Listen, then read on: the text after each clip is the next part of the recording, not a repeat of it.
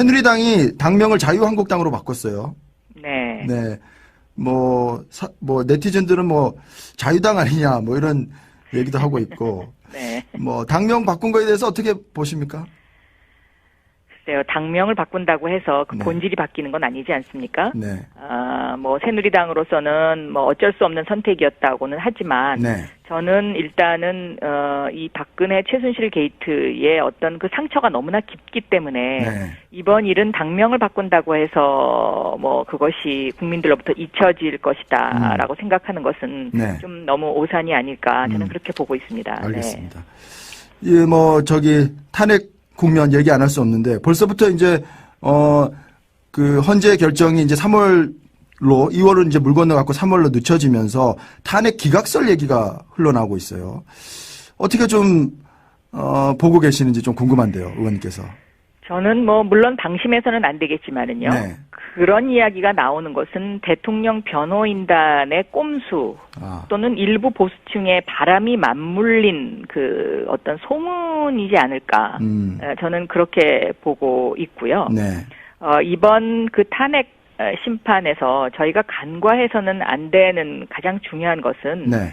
이 탄핵 심판은 그 개인 간의 소송이 아니고요. 그러니까 다시 말하면은 자연인 박근혜라는 사람의 권리 구제를 위한 소송이 아니고 네. 대통령이라는 공공기관과 소추인인 국회라는 공공기관이 벌이는 공적 소송이거든요. 네. 이게 사적 소송이 아니고요. 그렇죠. 그렇기 때문에 무엇이 공익을 위한 것이냐, 무엇이 대한민국을 위한 것이냐라는 관점을 절대로 간과해서는 안 된다라고 저는 생각하고 있습니다. 알겠습니다. 네. 특검의 대통령 대면 조사가 당초 오늘이었는데 이제 뭐 날짜가 유출되는 바람에 청와대 쪽에서 이제 거부했고요. 네. 대통령 대면 조사 제대로 되겠습니까? 어떻습니까? 이 부분도요. 네. 그 대통령이 자연인 박근혜의 사적 사익을 위해서 지금 존재하는 것처럼 보이거든요. 네. 왜냐하면 그 청와대 측의 반론을 들어보면 특검이 예의를 지키지 않았다. 그런데 그러면 대통령은 과연 국민에게 예의를 지켰습니까? 그리고 대통령이 스스로 자신의 입으로 검찰 수사에 성실히 임하겠다고 이야기를 하지 않았습니까? 그랬었죠. 그러니까 이런 대통령의 거짓말에 대해서 지금 국민들이 얼만큼 분노하고 있는지 이런 부분에 대한 청와대의 그 어떤 반성이라고 그럴까요? 그런 것을 전혀 느끼지 못한다는 점에서 참 안타깝습니다. 네. 네.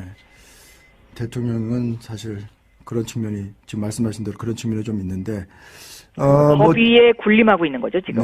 네. 그렇습니다.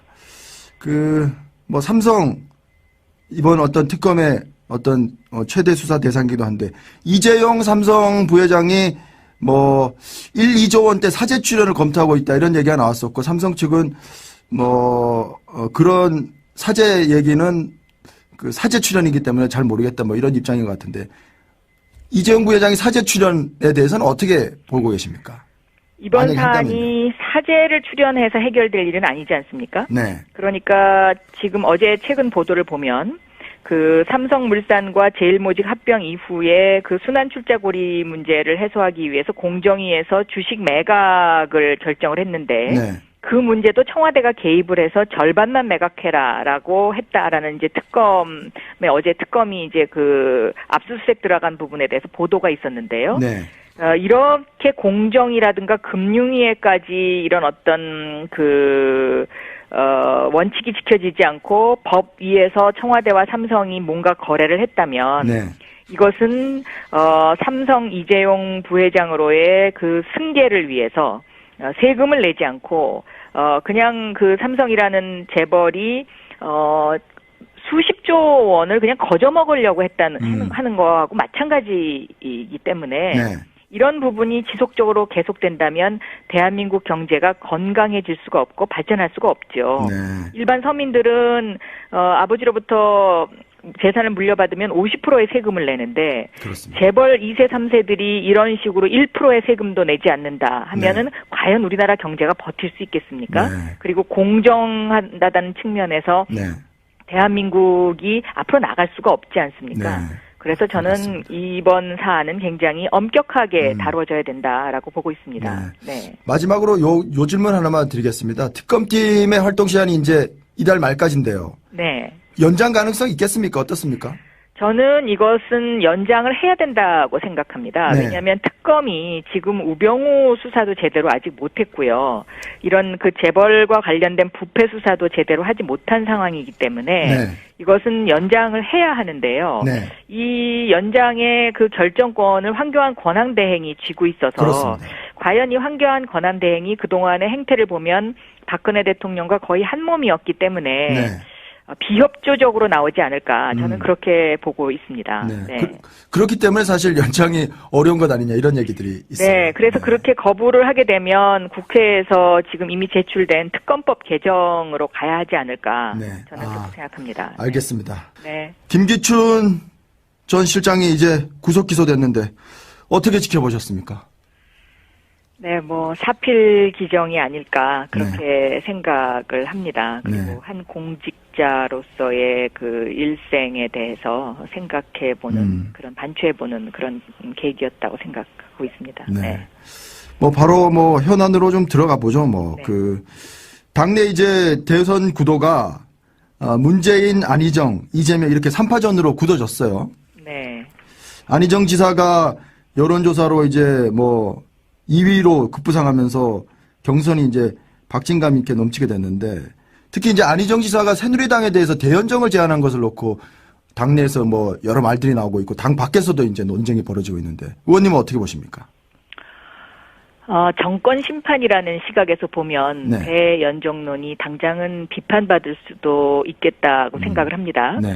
그러나 한 번 더 생각을 하고 현실적으로 들여다보면은 누가 대통령이 되더라도 여소야대 정국이 되기 때문에 이 연정과 협치를 하지 않으면 국정을 이끌어갈 수가 없지 않습니까? 네. 그래서 그 발언에 대해서 지금 뭐 이렇게 왈가왈부하는 것은 저는 시기적으로는 조금 적절치 않다고 봅니다. 네. 그러니까 과거의 독일의 경우를 보면은 1966년부터 69년까지 3년간 그 라인강의 기적 이후에 경제 위기가 몰려오니까 네. 그 나치의 부역 세력을 넘어서 대연정을 한 경우가 있었고 지금 메르켈 총리도 연정을 하고 있죠. 네. 그래서 이 대연정이라는 단어가 지금은 비판받을 수 있겠지만 네. 정권 교체 이후에는 현실적으로 다가오는 문제입니다. 네. 그래서 저는 이명박근혜 정권이 네. 이 부패로 망가진 네. 그 경제 위기가 대선 이후에 찾아오게 되면 네. 이 보수 진보의 이분법을 벗어나서 가장 그 우수한 사람을 적재적소에 쓰지 않으면 한국의 위기를 과연 극복할 수 있을까 하는 그런 생각을 하고 있습니다. 네. 네. 대연정에 대해서는 뭐 여러 얘기가 있지만 이제 핵심적인 거는 새누리당과의 대연정은 박근혜와의 대연정이다. 박근혜 뭐 지금 대통령과 같이 하겠다는 거다. 이런 지적이 가장 뭐 핵심이에요. 반론은. 그렇죠. 그러니까 정권 심판을 해야 된다라는 그 국민적 감정이 있다는 것도 저도 인정은 합니다. 네. 네. 그럼에도 불구하고 이제 대연정은 정권이 어떻게든 이제 대선이 끝나고 난 뒤에 불가피하게 이루어질 것이다. 이렇게 보시는 거군요. 협치가 불가피하지 않나 싶습니다. 협치가요? 그런데 이제 그 당시 이제 그 이후에 뭐 그 이후 상황이라서 지금 뭐 구체적으로 말씀드리기는 조금 그렇습니다만은 네. 어쨌든 최고의 전문가를 찾아야 되지 않을까. 네. 왜냐하면 한국도 이제 경제 위기라는 그런데 직면하게 될 것으로 보입니다. 네. 이명박근혜 정권이 너무 부패했었기 때문에요. 네. 네. 뭐 어쨌든 그 의원님께서는 안희정 지사의 이런 대연정론 조금 긍정적으로 평가하시고 계시다 이렇게 봐도 되겠군요. 지금 지나치게 비판하는 것은 옳지 않다. 저는 그렇게 생각합니다. 네.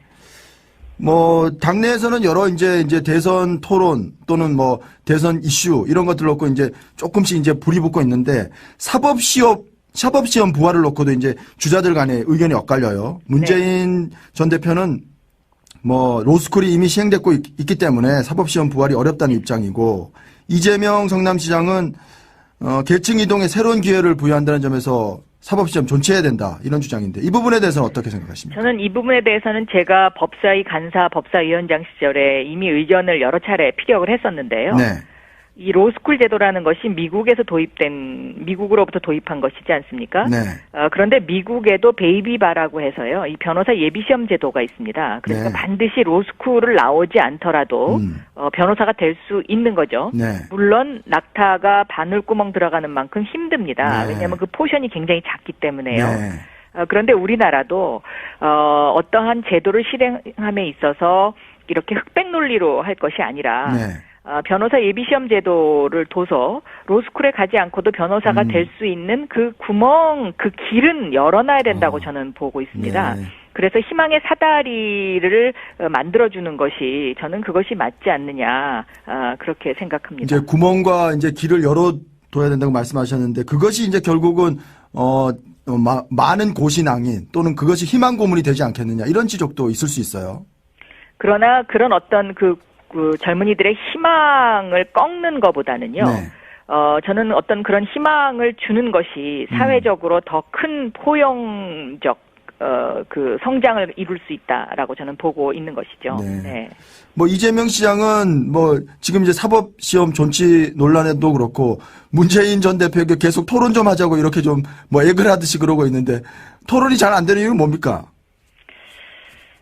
글쎄요, 제가 그 사정은 잘 모르겠습니다. 아, 그렇습니까? 토론은 뭐 앞으로 있겠죠. 네. 네, 네. 뭐 문재인 전 대표가 토론을 자꾸 피한다는 그런 어떤 뭐 얘기를 자꾸 하고 있어서 말이죠. 네, 제가 그거는 정확하게 모르겠습니다. 네.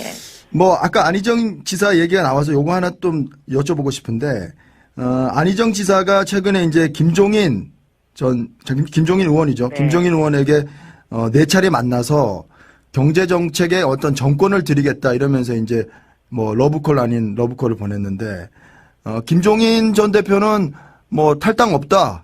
뭐 예전에 이제 순교하겠다 이런 말씀하시다가 이제 탈당 없다 이렇게 안에서 뭘 도모하시는 분위기인데 어떻게 안희정 지사와 이렇게 좀 어떤 그런 뭐 좋은 관계 또는 뭐 지원하는 관계 이렇게 갈 수 있을까요? 어떻습니까? 저는 이제 탄핵 이후의 전국의 이슈가 네. 경제로 옮아간다고 보고 있습니다. 네. 그런 면에서 지금 대한민국의 이런 어떤 경제 위기를 극복할 수 있는 사람이 과연 누구이냐의 관점에서 보면 네. 안희정 지사가 김종인 전 대표에게 그러한 그 의견을 피력한 것은 굉장히 잘한 일이다라고 저는 생각하고 네. 있습니다.